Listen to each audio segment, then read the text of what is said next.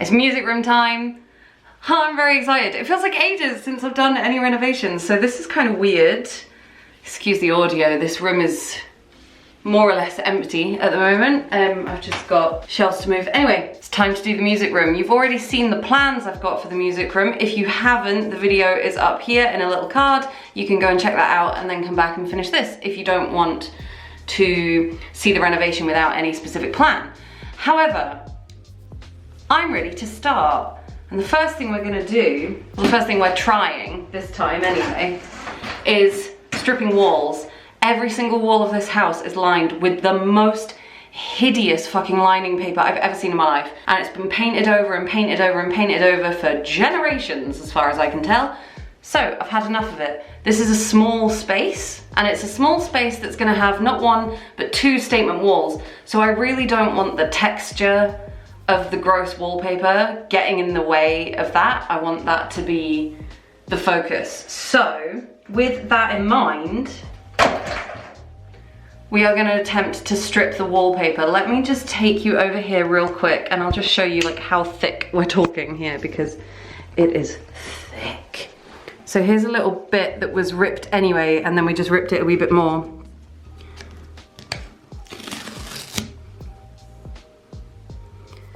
It's so thick with like layers of paint. It's gross. And I don't like it. Okay, so we are just gonna jump straight into voiceover for the majority of this video because I really cocked up filming it, so sorry. So obviously I started stripping the wallpaper and it was an absolute pain in the ass, not only to do, but to film as well, because as you can see, there was fucking steam everywhere. It was an absolute nightmare. It probably took us, I think, close to a week because the paper was so thick. And not only that, but under the top layer of textured paper, there was more wallpaper, and we wanted to take it right back to the original plasterboard so that we could start afresh and make everything look really, oh my God, the steam, this is ridiculous. We wanted to make it look really fresh and clean and streamlined. So we took it right the way back. It's honestly a ball ache. I really hate stripping paper. The whole process is really hot and uncomfortable and really tedious. And the only good thing about it is that sometimes the paper just comes off in like huge chunks. But anyway, that is completely beside the point. So we stripped all the paper off. And then obviously we had to refinish the walls. To be honest, other than a little bit of damp, this corner I'm currently working on in this clip, there was a little bit of damp down one side nearest the window, but the rest of it was actually in really good nick. You can see at this camera angle as well, the weird little cutout on the left there in the bottom corner. That was from when we had work done to the chimney years and years ago when Mum first moved into the house. We had the fireplace downstairs opened up, and obviously he had to check the chimney, so the guy had to come upstairs and he cut a huge fuck off hole, and literally it has never been fixed. It just sits there and is stuck onto the wall essentially with paint. Which is so dumb. But you know, when you don't have the skills to fix these things, then you don't have the skills. So you just make do with what you can do. So I am using a perforator as I strip these walls, but it's not worth it. Anyone who's going to be stripping walls anytime soon, don't bother with stripping it with a perforator first, because honestly all you do is end up with lots of tiny holes in the wall. This is the burn mark from when my brother almost set the house on fire. Long story short, don't use space heaters, they are really dangerous. This second hole, he had an office chair and it like basically gouged a hole in the floor. Here I've got a little bit of damp which was around this socket, so we actually ended up ripping out this socket and moving it, and obviously these are the old vents that we replaced with brand new ones because they were really yellow and I'm not 100% sure why. Here's a close-up of the the hole in the wall. There's just a chimney behind that. So, I mean, it was a pretty easy fix. We just basically plastered over it. And since we were stripping and refinishing the walls anyway, that was really easy to do. We just did it at the same time. There was some cracks in the original wall just from the house settling over the years, so we managed to fill all that in, and thankfully so far it hasn't come back again. And now we're on to the fun bit, and the fun bit is the painting. You all know I hate the prep work, so I just got straight in and dug into the black wall that I was doing. You'll remember if you saw my planning video for this particular room that I originally wanted one black wall, and the wall next to it was going to be like a collage of like navigational charts. That nav chart feature wall didn't actually pan out because when I put them all up on the wall, it actually looked absolutely shite. So we just ripped that down, and I ended up painting both walls black, and it looks so much better. I'm so pleased with it. So Dan here is starting on the white and the woodwork while I do the black paint. This is Lick paint. You all know I love Lick paint, and this is Black 01. We had a couple of problems with this paint. Normally, Lick paint is super good coverage, and I absolutely love it, and it's normally really nice and thick. But there was something about this black shade that was really thin and dried really patchy no matter how many coats we did. So this particular wall took, I think it was 3 or 4 coats plus extra patching up over the weeks as we were doing other work in the room, which was really upsetting actually. Also meant that I didn't have enough paint to do the other wall. So that was fun. So when I ran out of paint, I was like, well, do you know what? I'm not sure I'm thrilled with this. So I actually contacted Lick and I told them about it. And the girl I spoke to via email, she was absolutely great. I sent her pictures. I talked her through all the prep process and everything like that we did. And she was not happy with the quality of the paint at all. So she actually very kindly sent us an extra tin for free, which I was really, really grateful for, because it not only meant that I was able to finish the walls and have enough for little patching up jobs over the weeks if I needed it, but it also was just so nice to deal with like nice customer service. So I'd already done the temporary feature wall with the nav charts here. I just blue tacked all the nav charts up where I wanted them, and I'm really glad I didn't go ahead and do it, because the single nav chart that we ended up putting on this wall in a frame was one that I wanted on the wall. So if I'd already wallpapered it, I'd have lost that and ruined it, and that would have been really fucking shit. But this is the dregs of the Lick paint. You can literally see the struggle. Like, the struggle is real. There was so little paint left when I got to this stage. I completely misjudged that. But then, to be fair, when I bought the black originally, I hadn't thought about it, because I was pretty sure that I was doing don't mind me, just having a little jig.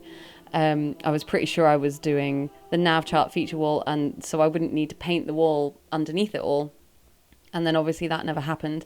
But the Black 01 from Lick, it's such a gorgeous color. I really love it. But I will tell you right now, if you're at all interested in potentially using this color, just be warned. I don't know if it's the same with every single batch, but the batch I got, both colors, both tins, sorry, I should say, they mark really easily. So you literally have to be so careful when you're anywhere near the wall that nothing touches it, because it gets a white mark on it like super, super easily. So it's a little bit high maintenance, which is a shame for Lick paint, because I fucking love Lick. You know how I feel about Lick. And it just sucks that, like, I literally have to be, like, when I was putting the guitars on the wall and everything like that, I had to be so careful because it marks so easily, and it's actually really difficult to get the marks off as well. So just be aware of that if you're going to be buying Lick in Black 01 anytime soon. I don't know if any of the other dark colours do that, but that one certainly does. So then came time, rip the carpet up. It's always one of my least favourite things, because there's something about old carpet that's just really fucking gross. And then we started sanding. Again, sanding is difficult to film, especially with the huge sander. So I'm just using the sanding attachment on the multi-tool there to get right into the corners. I went around the edge, and then Dan had the big sander, and we were having some problems with rogue nails, so there was an awful lot of noise and a huge amount of dust, and it was not a particularly fun time. Just everything got covered in dust, and again, because the walls were already painted and then they got covered in dust, I had to be super careful cleaning them up. I literally had to like very carefully dust them down with a lint cloth. Any other paint that I've ever used in my life, I would just take the Hoover with the brush attachment to it and it would be fine. But I couldn't do that with this black stuff because the brush bristles would scratch the paint and leave a mark, and it was really, really difficult to work around. So I ended up having to use a microfiber cloth and very slowly and very carefully wipe down the walls. I couldn't use any water or anything like that. I couldn't do any damp sanding, but of course, you know, it wasn't too bad really in the end because the walls were newly nice and smooth, and therefore the paint had fully cured, so the sanding dust wasn't sticking to it as badly as other rooms that I've done this with in the past. But yeah, maybe next time I pull a carpet up to paint the floor, I will start with that. Anyway, then we had to fix the holes. I don't know what that little like Italian chef thing is that I'm doing with my hand. We got this Ronseal wood filler, and it's extra tough stuff, and it worked so well, like you literally couldn't tell there was any difference, and it just needed a little bit of extra wood in it as well. We took out the bit that was completely loose and replaced it with some new stuff. It was just scrap wood that we had lying around, and then we were ready to prime. You don't technically have to prime for this particular floor paint that we're using. This is the same floor paint that I used in the guest room renovation, which if you've been here for a while, you will remember that. But I did prime because I wanted it to be really, really even, really opaque color, and I wanted it to last a long time. I really didn't want to have to redo it in 6 months and start all over again, because that would just be a complete ball ache once everything's in, especially doing a built-in desk. So I primed it, and I will link the primer, the paint, all the products, everything like that I've used in this room. If I can source it online, then I will link it down below. So it'll be there if you want to know what the exact paint was I used. I can't remember what the primer was, but I do know that it was the Dulux floor paint that I used, because honestly, Dulux is good paint, so like, why wouldn't you? I did 2 coats of floor paint, and then obviously you have to leave it. I left it for about a week to cure properly, and I left 24 hours between each coat. So primed it, left it a day, painted coat 1, left it a day, painted coat 2, left it for a week to make sure that the paint was properly cured. After that, I was obviously able to get in and finish doing the other bits and pieces. Once the floor was painted, it made such a huge difference to this room, because with the carpet down, everything just looked really like tired and old and really outdated. And every time I pull a carpet up to paint floorboards, I am always amazed at how much fresher and newer a room looks, even though you've actually taken something that's not as old as the floorboards away. But I also just really like the character that the floorboards give, and we're on an island, we live by the sea, so I think the white floorboards work really well in the house. And the nice thing about the white floorboards, especially in this room with the 2 black feature walls, is that I don't have to worry too much about the whole room looking really dark. So once the floor was dry and cured, I got to work waxing the wood that we were going to use for the built-in desk.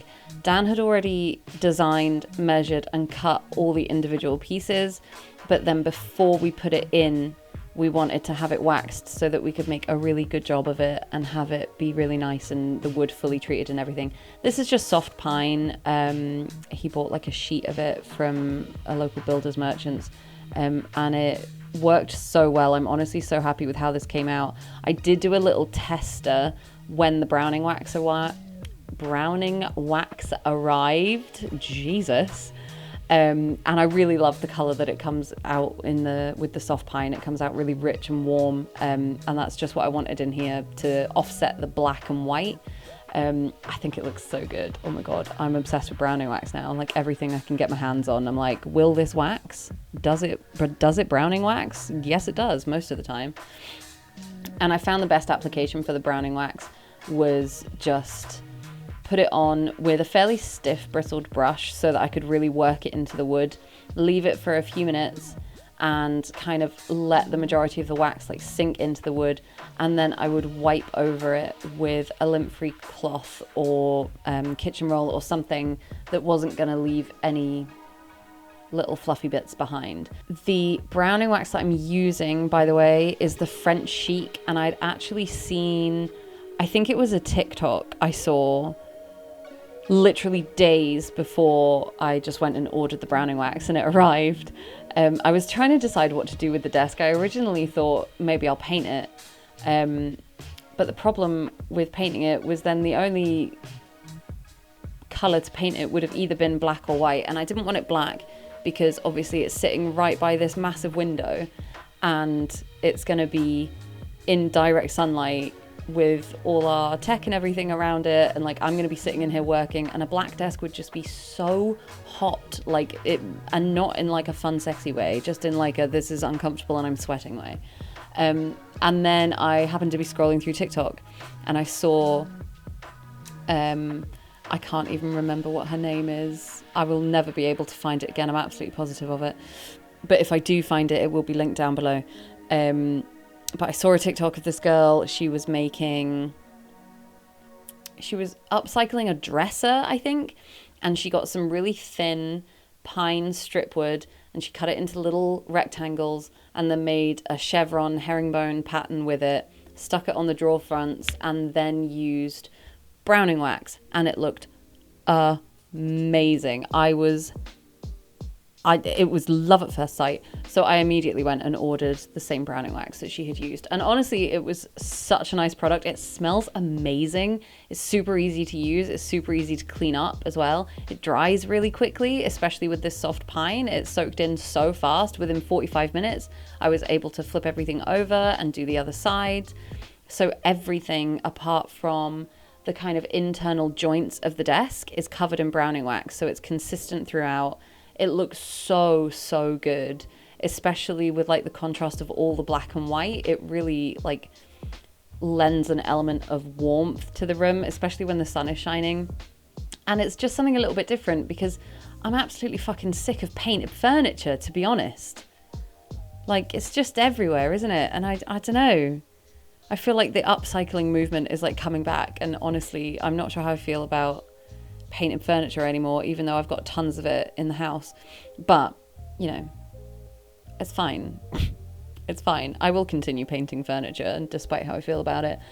But I would just like to point out that browning wax is the absolute tits. It is fan-fucking-tastic. And frankly, the other nice thing about deciding to do the browning wax is that it's not something that I've seen a huge amount of. So, like, the whole desk is custom, and I think Dan did a really amazing job, like, designing it. It was such an extensive process for him, designing it all and figuring out all the joints and actually doing the work to create it for us. It was honestly, like, such a custom piece of furniture, and since it's built in, it's pretty permanent, you know? So, like, finding the browning wax and choosing to do that instead of painting it, honestly, I think just makes it feel really like expensive and custom, which is obviously exactly what it is.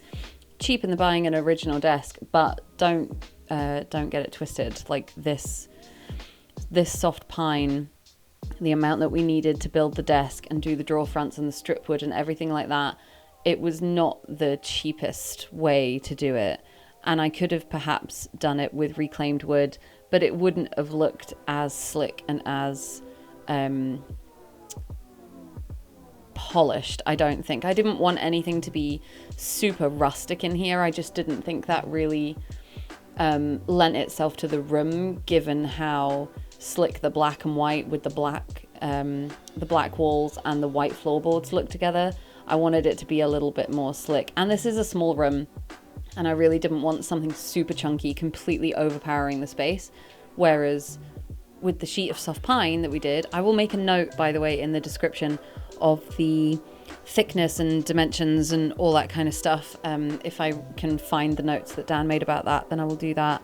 But using this slightly thinner profile soft pine was just such a nice way of getting like the warm tones of natural wood, but at the same time it's not super chunky and rustic and gonna cause the room to be completely overpowered, because frankly there is nothing in this room. Like, I'm literally recording this voiceover in the office and there's nothing in this room that overpowers anything else, and I think that's so nice because it's such a calming, like, chilled space to be in. And honestly, I'm kicking myself for never having the balls to paint a wall black before, because I actually love it. Was a south-facing small room with a proportionately massive window the right place to paint it black, given how hot the summers get these days?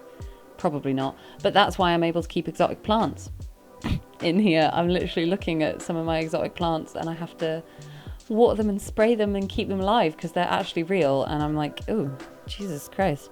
But also it's kind of nice because they survive in here, because when the sun shines through the window, it basically turns into a greenhouse in here. So here Dan is just taking off the temporary framework that he put up just so that we could get all the measurements and everything right, and replacing it with the stuff that he cut and I waxed. This is for the standing portion of the desk. The standing portion of the desk is comparatively, compared to the rest of the desk, it's pretty narrow. But what I really like is this like waterfall joint thing that we've got. Like, I absolutely loved it.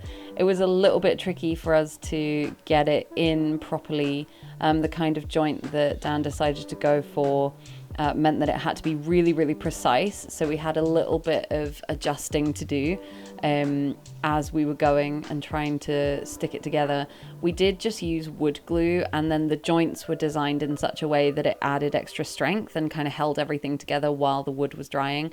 And obviously for while the wood was drying, we clamped it as well. But we had this is like a tiny little strip of wood that went in at an angle and was covered in wood glue, and then the other piece just like slotted on top of it. It was actually genius, and it was a little bit finagly. There was a lot of toing and froing and a lot of trying to wedge it in, but it worked so good, and in the end it looks really cool. Here we are just making some adjustments, and I had to wipe the glue off because the glue was setting too quickly, because this is a warm room. There's no heating in this room, by the way, if anyone's wondering, like, where's your radiator? The short answer is we don't have one.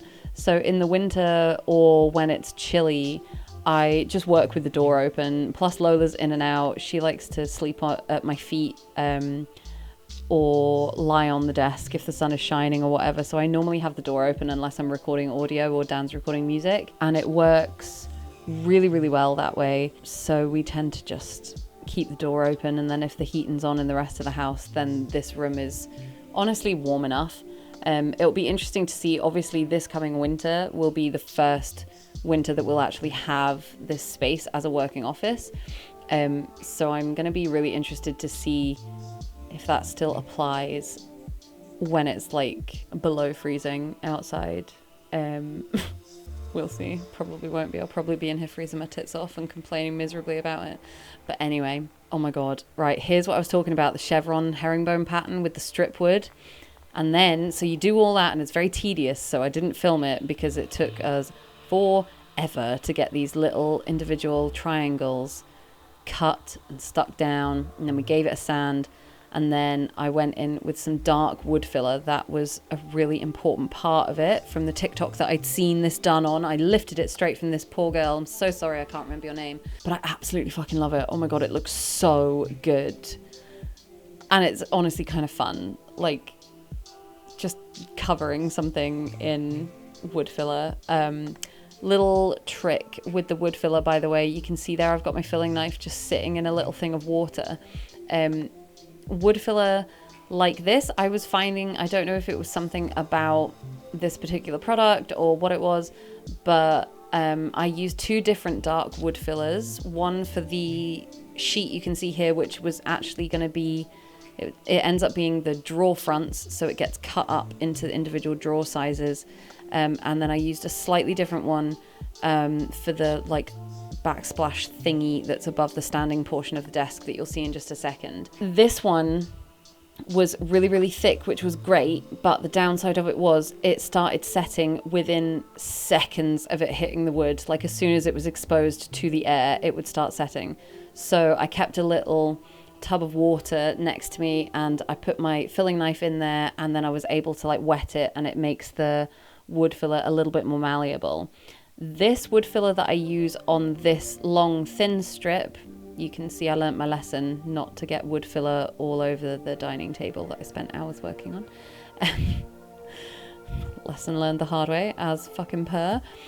This wood filler is a slightly different colour, but honestly you can't tell now that everything's in the office together, and it was quite considerably thinner, so it was definitely easier to work with, but I still had the water and I still was doing that because it took me ages to do this because I was pushing and pushing and pushing into all the tiny little gaps between the strip wood pieces, and it made such a huge difference in the end. Like honestly, it looks so good. It looks so good. I was just carrying it around my house for like hours being like, look how good this is. There was no one around because I spent a lot of time alone, but either way, I was very proud of it, and I told everyone that I possibly could think of, and now I've told like what, 1,200 of you, so. But then obviously here we fucking go again with the sanding. I hate sanding. If you know me, which I'm sure you all do by now, you know that I hate the prep work. So while I had fun smushing the wood filler into the strip wood, sanding it back to get back to what it should look like was not fun. Not only that, but this fucking giant sander was such a ball ache to use. Anyway, I got used to it in the end, but it took me a little while, and I'm really bad. Like, I'm totally cheaty. Like, look at that. Look at some of the angles that I get on this. Oh my god, it's so bad. It's so bad.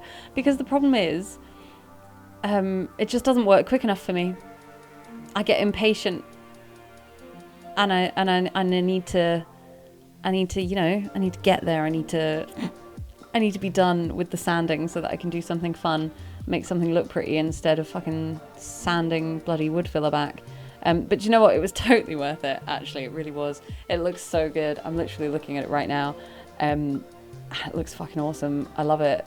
I'm so glad that I came across that TikTok and that it showed me exactly how to do this like chevron herringbone pattern. Because honestly, I just love it. It's something a little bit different, isn't it? And it's not something that I've seen a huge amount of. And despite the amount of work it was and how tedious and repetitive a lot of it was, it just really pays off at the other end. Like the front of the drawers in the office music room, they look so good. And the little splashback thing, like on top of the standing portion of the desk, that looks so cute. Like, I don't even know, it's just there because it looks nice, but it looks so good. It just makes me want to do stuff like that for like every single room, but also fuck that because it was tedious as all hell. And you can see how like this is sped up 1,000%, and it's still fucking slow going to sand it all the way and to make it look good. Oh my god, right. We're moving on. Fuck the sanding. Done with the sanding. You can see my desk chair there, which I just got unfortunately off Amazon. I know I'm not supposed to shop on Amazon because of my morals, but also when it's the only place in the world that you can get everything you need for the cheap budget that you're on, it's honestly the only way around it. Please excuse my feet. Please don't put me on wiki feet. But if you do, please give me a good rating. Thank you very much. This rug, by the way, can we talk about this rug and how fucking gorgeous it is? I got this off Facebook Marketplace. My friend sent it to me and was like, hey, you're looking for a rug, right? And I was like, yes. So it was being sold by a local couple who had moved from America, and they'd spent their whole lives basically like traveling the world. And they picked this up, I think she said in India when they were traveling at some point. And they just didn't have space for it in their new house since they'd moved from America. But It's absolutely fucking gorgeous, and it's really durable as well, which with Lola is fantastic. Not to mention with a rolling desk chair. And then I just put some rug grippers under it, and that kept it in place really, really well. It does so good, and it makes a really big difference with dampening the sound as well. So yeah, it wasn't the colours that I originally wanted, but I'm okay with it, actually. I'm really okay with it. I think it's bloody lovely. And it's basically reversible and like washable, so it's perfect for us.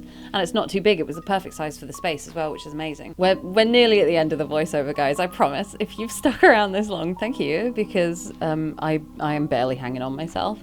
Anyway, moving on. The drawers for our custom built-in desk were made by Dan with scraps of laminate flooring that I ripped out of my brother's room at his house when I renovated his bedroom for him. It was a great use of wood that otherwise would have been burnt or dumped. And they make perfect drawers. The only problem is, obviously, they're ugly as sin. But we happen to have about 200 expired nav charts lying around the house from Dan's job. And we decided, hey, you know what? We'll put a nav chart on the wall, but we can also line the drawers. So I just got some ready mixed wallpaper paste and a bunch of random charts. Dan was like looking through them and like, oh, do you want this place or do you want this place? Originally, with this first drawer that is taking me an absolute year to do, I was cutting the individual pieces, and that was really stupid, to be honest, because I think it was the second drawer and the third drawer, and then Dan did two of the drawers himself as well, were like the nav charts are massive, so you can just do three sides in one piece and then just cut two end pieces and then bish bash bosh, job done. So you know, whatever. There I go with the light fixture. Again, that was part of the Amazon order. I really love it. It's very dark brown, like wicker, and it's a very like open weave, and I think it looks really cool. And then I put some hooks up for our headphones because, you know, we're in here, either Dan's recording music or I'm in here recording videos or writing or something. And while we have a sound system, obviously sometimes you just have to use your headphones. When I'm editing video and stuff like that, obviously I use my headphones because it's repetitive as shit and I don't want to bug anyone. And then obviously with this being Dan's music room, I had to get some sound panels. This is carpet adhesive tape that I originally used on the back of them. That did not work. They just fell straight off the wall. So since this is our own house, and we don't have to worry about landlords or renting or, you know, doing things that are renter friendly or anything like that, I just thought fuck it, and we stapled them to the walls in the end. And we've got some on the back of the door as well, just to help dampen the sound. Here's our custom built drawers. I fucking love looking at them. So you can see there the application for the wax. It's super easy, even that close to the rug and the floor and everything. Like the cleanup is so easy for the wax. I absolutely love it. And I just did all the edges and the main pattern on the drawer fronts as well with a nice thick layer of wax. Left it for a little bit. It's really not long to sink in. Honestly, it was maybe like a minute, if that. Like by the time you've done the whole drawer, you can just go straight in with wiping the excess off, and it looks incredible. I absolutely love these drawers. They're like one of my favorite parts of this whole room. Don't get me wrong, I'm in love with the whole room, but these drawers, genius. And then obviously they needed to dry, so I left them, God, I don't even know how long I left them. The wax was literally dry for everything within about 45 minutes. It helped that I waxed everything in this room and we were having good weather at the time, so the sun was like shining through and it was really nice and warm in the room without being like overly hot. Who the fuck knows? Oh yeah, I know what I was saying to the camera there. So when I originally went to put the hardware on the drawers, I in fact didn't bother doing it properly because I was trying to do it quickly, and I managed to get myself in such a fucking mess. Those top two drawers, the very top one, the glue was still a little bit wet, so I didn't want to do that one first, so I left that until the following day. But the one second down from that, I tried. I tried to freehand putting the handles in. Don't be like me, kids. Never be like me.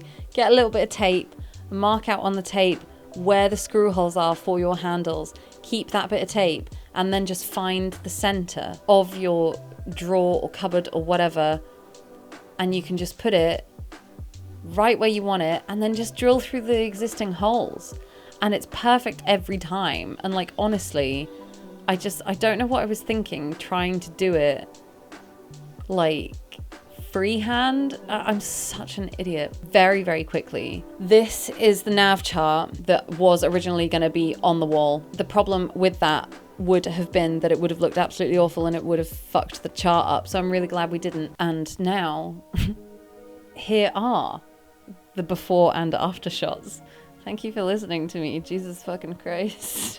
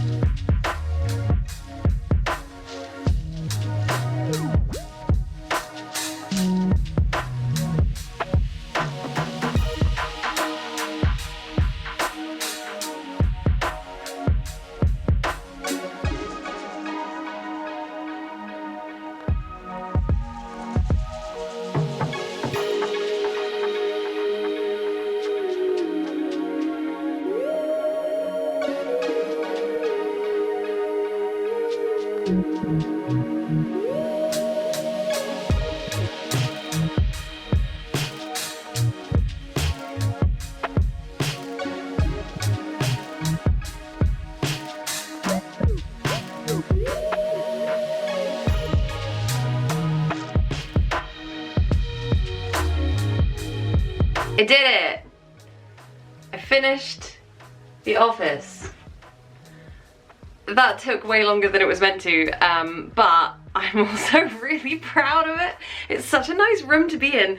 And can we also just take a moment to appreciate the amazing desk that Dan built for us? So if you enjoyed this and are interested in seeing more renovation videos, then you can hit like and subscribe. Hit that ring bell button to be notified every time I upload a new video, which is the first Sunday of every month at 12 p.m. GMT. And I will see you guys in the next one.